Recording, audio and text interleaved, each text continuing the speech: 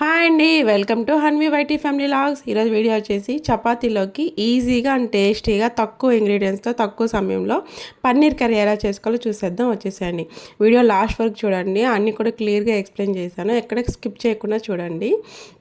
ముందుగా అయితే ఒక ప్యాన్ పెట్టుకొని అందులో కొద్దిగా ఆయిల్ వేసుకొని 2 టమోటాలు, ఒక మీడియం సైజ్ ఆనియన్, ఒక 3 to 4 పచ్చిమిర్చి యాడ్ చేసుకొని ఫ్రై చేసుకోవాలని. ఇది అట్లా ఫ్రై అవుతుంటుంది. ఇది ఎక్కువ ఫ్రై అవ్వాల్సిన అవసరం లేదు, లైట్గా ఫ్రై అయితే చాలు. ఎందుకంటే దీన్ని మిక్సీ పట్టి మళ్ళీ ఫ్రై చేస్తాము. సో లైట్గా ఫ్రై అయితే చాలు. ఇది ఇలా ఫ్రై అవుతుంటుంది. ఇలా మనం పన్నీర్ కట్ చేసుకుందాము. నేనైతే ఇక్కడ జెర్సీ కంపెనీ వాళ్ళది పన్నీర్ తీసుకున్నాను. ఫస్ట్ టైం తీసుకునే కంపెనీ, చూడాలి టేస్ట్ ఎలా ఉంటుందనేసి. అక్కడ కొద్దిగా కట్ చేసినాను కదా ముందే, అది నిన్న మా పాపకు వాడాను అనమాట. తను కూడా బాగానే తినింది. సో ఇక్కడ నేను వీడియోలో చూపిస్తున్నట్లు క్యూబ్స్ లాగా కట్ చేసుకోవాలి. మరి పెద్ద ముక్కలుగా ఉండకూడదు, మరి చిన్నగా ఉండకూడదు, మీడియం సైజులో ఉంటేనే బాగుంటుంది. సో ఇక్కడ చూసారంటే ఆనియన్ టమోటాలు కూడా బాగా మగ్గిపోయాయి. ఇది పక్కన పెట్టేద్దాం, చల్లారాలి అది. సో ఈ లోపల ఇంకో ప్యాన్ పెట్టుకొని కొద్దిగా ఆయిల్ వేసుకొని పన్నీర్ని ఫ్రై చేసుకోవాలన్నమాట. పన్నీర్ని ఫ్రై చేసుకున్నప్పుడే కర్రీలో వేస్తే ఏమవుతుందంటే అది క్రిస్పీగా సాఫ్ట్గా ఉంటుందన్నమాట. దానిపైన ఒక క్రిస్ప్ లేయర్ వచ్చే వరకు మనం ఫ్రై చేయాలి. ఎక్కువ కదపకూడదు, జస్ట్ ఊరికే అట్లా కదుపుకుంటూ ఫ్రై చేసుకోవాలన్నమాట.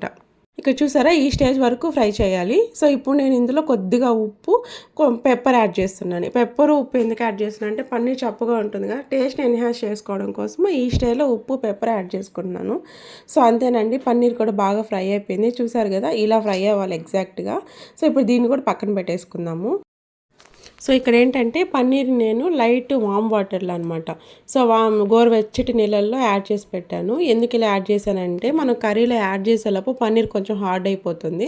సో ఇక్కడ మనం గోరువెచ్చటి నీళ్ళలో యాడ్ చేసి పెట్టుకున్నాం అంటే పన్నీర్ చాలా సాఫ్ట్గా ఉంటుంది. అప్పుడు అన్నీ కూడా అబ్జర్వ్ చేసుకుంటుంది అనమాట. సో ఇక్కడ చూసారంటే మనం ముందుగా వేయించుకున్నవన్నీ కూడా మిక్సీ జార్లోకి తీసుకొని, నేను జీడిపప్పు ఆల్రెడీ ముందుగా వేడి నీళ్ళ పెట్టుకున్నాను 1 hour ముందే.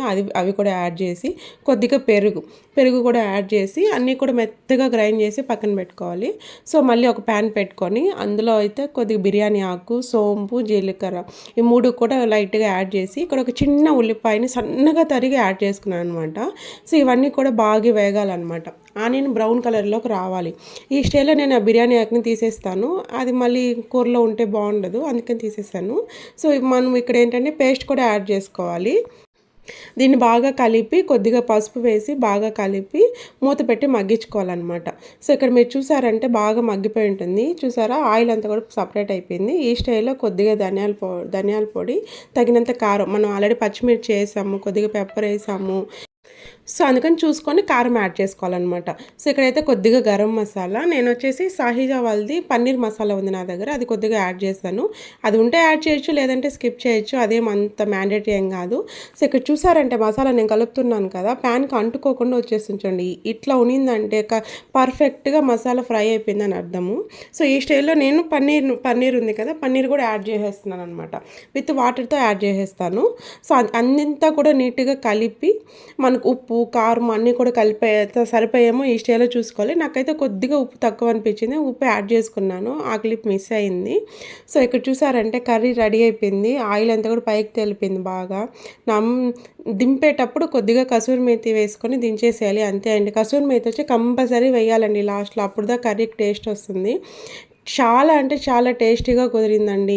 తక్కువ ఇంగ్రీడియంట్స్, తక్కువ టైంలో చాలా సింపుల్గా అయిపోతుంది. నచ్చితే లైక్ చేయండి, సబ్స్క్రైబ్ చేసుకోండి, కామెంట్ చేయండి ప్లీజ్.